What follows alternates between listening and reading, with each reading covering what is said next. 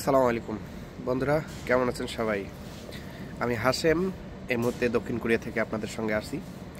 আমরা কোরিয়াতে যত প্রবাসী আছি, খুবই গতকাল রাতে আমাদের খুবই পেরেশানিতে আমরা ছিলাম। দক্ষিণ কোরিয়ায় মার্শাল্লাহ জারি ছিল, যদিও বা আজকে মার্শাল্লাহ তুলে নেওয়া হয়েছে। খুবই থমথমে পরিস্থিতি, পুরো সিউল জুড়ে সেনাবাহিনী মোতায়েন ছিল। মানে গুরুত্বপূর্ণ যে রাজনৈতিক অঞ্চলগুলো, সেগুলো সেনাবাহিনী মোতায়েন ছিল, এখন পর্যন্ত আছে। তবে মার্শাল্লাহ প্রত্যাহার করা হয়েছে। তো এখানে খুবই একটা ভয়ের সব কোরিয়াতে যত প্রবাসী আছে, যত দেশের প্রবাসী, সবার জন্য এটা ভয়। যদি না কোনো কারণে এটা যুদ্ধের দিকে বা গৃহযুদ্ধের দিকে চলে যায়, সবার, কোরিয়ার জন্য, আমাদের জন্য, সবার জন্য ক্ষতিকর, খুবই ক্ষতিকর।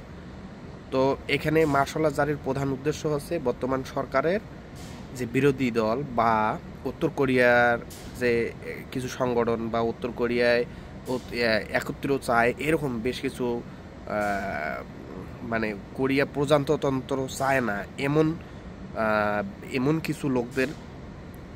কিছু লোকদের বিরুদ্ধে এই ঘোষণা ছিল, যে সমস্ত লোক উত্তর কোরিয়া এবং দক্ষিণ কোরিয়া একত্রিত চায়। দক্ষিণ কোরিয়া থেকে গণতন্ত্র চায় না দক্ষিণ কোরিয়াতে, তারা একতন্ত্র বা দুই কোরিয়ায় এক চায়, এমন ও দক্ষিণ কোরিয়ার জন্য ক্ষতিকর এমন রাজনীতিবিদ অথবা এমন কোনো লোকের কারণেই মার্শাল্লাহ জারি করা হয়েছে, তাদেরকে নির্মূল করার জন্য।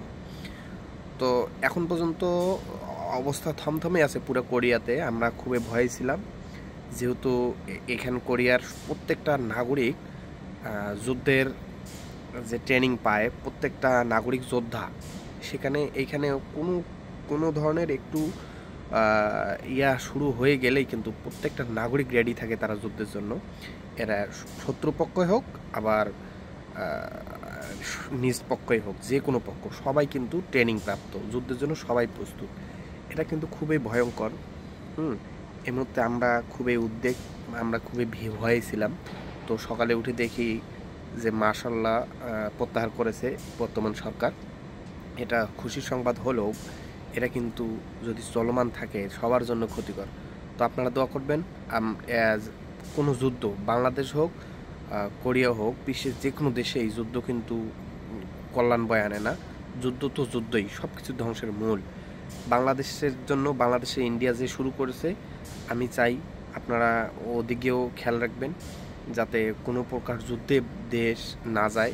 হ্যাঁ, ইন্ডিয়ানরা যে ভুলটা করতেছে, তারা যেন ভুলটা বুঝতে পারে। এইটুকুই, সবার জন্য দোয়া আছে। আমার এই ভিডিওটা শেষ করলাম। আসসালামু আলাইকুম।